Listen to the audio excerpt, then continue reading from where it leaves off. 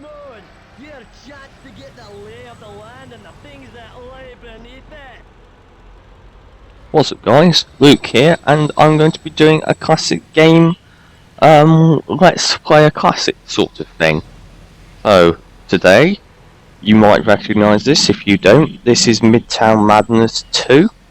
It comes from 2001, and hails from a time when Microsoft were producing, publishing various games.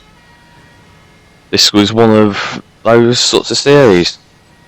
I'm driving a Ford F350 pickup truck, and I am currently in London. As you can see, the graphics for the traffic particularly look quite dated. The car models are okay. I'm being chased by a Ford Mustang policeman. The interior looks nice, but it doesn't fit. Some of these fit the screen, some of them don't. It's a bit weird.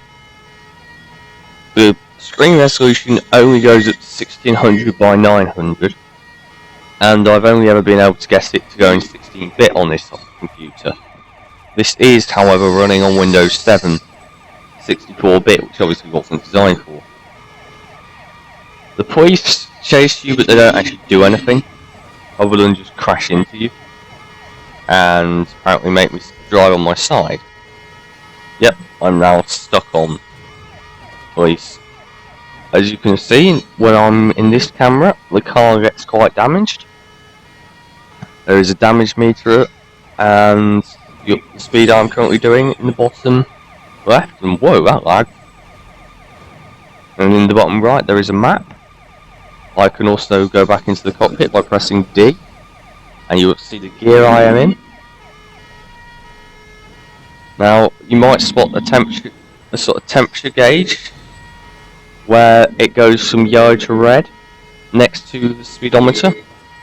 That is used as a damage meter when you're in the in-car view, which is quite cool, I think.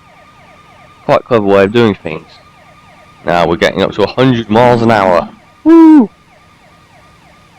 Unfortunately, I can't really show you the menus because of the way this game is set up. It will they're only in 600 by 480, so they won't fit with the rest of the footage.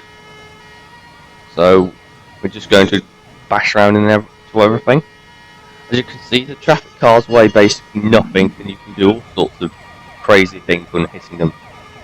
No matter what traffic car they are, you can crash through almost all objects before. Although there's get random cop cars parked up everywhere, which I'll just zoom straight through. Ooh, I'm reversing. Physics are very much late 90s, early 2000s arcade. So cars basically behave like they're on wet rails no matter what they are. As that clearly shows, you cannot run over pedestrians. They just run straight out of the way no matter what. I just do a random turn, I'm suddenly on the London Underground. And I have cars following me, and whoa, that glitched, and oh dear, I'm now smoking, this is not good. Turn off this way. No, no, no! Disaster!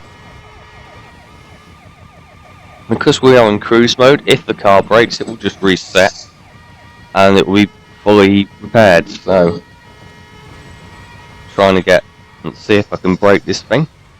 That's close.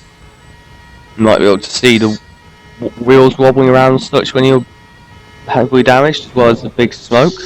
Whoa, that was a big hit. Oh no, I'm going to hit a train.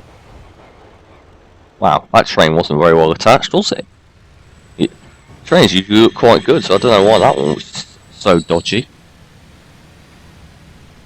That cop car is broken, you can see the wheel just detached. I mean, this game definitely shows its age, particularly in things like textures and such. Whoa! No! What is going on with that train? car models themselves look decent. You can clearly tell what they are. Same goes to the trains. They look quite decent for early 2000s underground models. Just pedestrian car things. Whoa. So if I quickly bring up the specs of this game, it requires a 266 megahertz Pentium 2, 32 megabytes of RAM, 8 megabytes of video RAM. So it's not exactly demanding. Well, those are the minimum requirements, and I'm doing 100 miles an hour in a tunnel. Designed for trains. Where there are trains driving around. That's fucking crazy. But anyway, I'm going to jump cut now, and we are going to go to San Francisco. So we have a very stoned announcer, and I'm driving a car that is far quicker than anything else on the grid, which is why I've deliberately gone the completely wrong way to see if I can make this more of a challenge. Yeah, I don't think that convinced anyone. This is a checkpoint race mode, and this car is a Panos AIV Rosa, which is basically a American sports car, but with a Ford V8 engine, and I am now completely going to fail because I made the wrong corner again. This car is quite quick, but it's also very, very fragile, so you've got to be quite careful. You can see Cadillac Eldorados and VW New Beetles are my rivals, and various low detailed traffic cars. As you can see, this is standard bits of San Francisco, and when I cross the finish line we will be jump cutting again to a regular race. So Great job in that Panos roadster. Now let's go play hockey. Sky, great day for a little spin around the city. So now I'm driving a London taxi cab, and I'm using a manual gearbox. You can toggle between automatic and manual by pressing the T key, and this cab has 4 speeds and apparently doesn't want to drive around corners, so let's just put it back in automatic. You can see the gearing changes very slightly when you flick between the two. So your automatic version is slightly slower by about 20 miles an hour, so it does mean that if you use the manual transmission you've got an advantage. But basically we'll finish off after we do this race, so for some reason I'm much quicker. Whoa! How do I shift down? That's how I do. Let's go back into the cockpit. A is shifting up, Z is shifting down. A random bit of signpost or something on the ground. Estimated corner. Woo! You can see in the mini map where all the other cars are.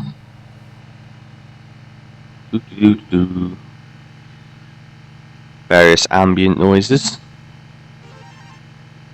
Make the corner. Whee! Oh no! Crash! And now I'm completely out of the track. Yay! Come on, car. Must admit, it doesn't sound like it's revving to 7,000 RPM. Sounds like it's doing half that. The sounds are reasonable and they all vary a little bit. Yeah. Okay. Jump cut to a blitz race now. Rule number 1, drive fast. Rule number 2, drive smart.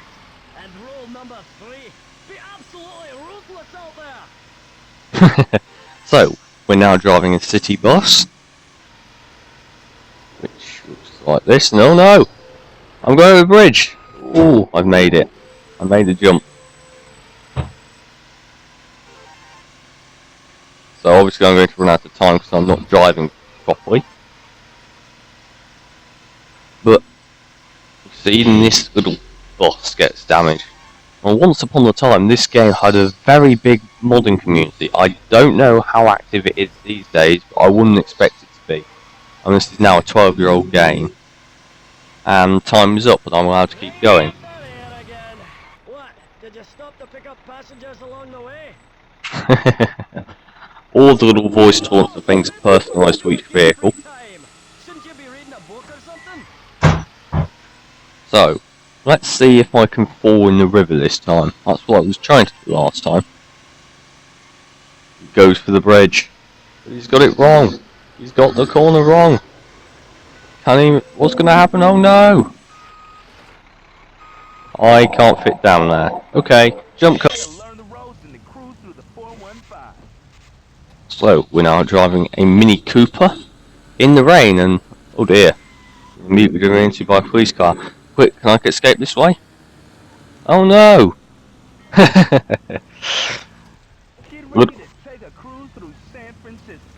that's the sort of humour they used quite a bit on this and the original game. More T-Vicar and Your Brown Bread, I think, are the other two. Certainly more T-Vicar is. But, yeah. So, this is Midtown Madness 2. I don't know how many people remember this, but anyway, if you enjoy, click that like button, leave a comment, and if you haven't already, subscribe. So yeah, Luke out.